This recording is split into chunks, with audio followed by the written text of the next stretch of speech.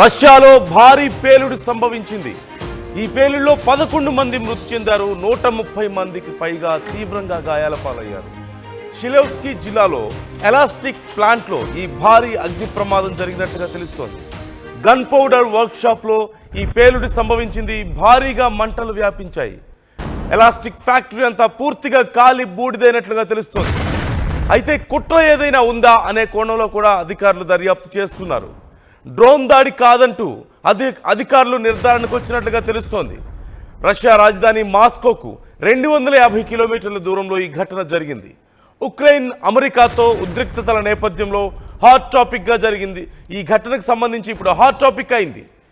రకరకాల అనుమానాలు ఈ విషయంలో వ్యక్తమవుతున్నాయి. అక్కడ గన్ పౌడర్ పేలడం వల్లే, గన్ పౌడర్ వర్క్షాప్లో ఈ పేలుడు సంభవించడం వల్లే ఇంత భారీ ప్రమాదం జరిగింది. ఈ ఎలాస్టిక్ ప్లాంట్లో భారీ అగ్ని ప్రమాదానికి కారణమైంది అంటూ అందరూ భావిస్తున్నారు.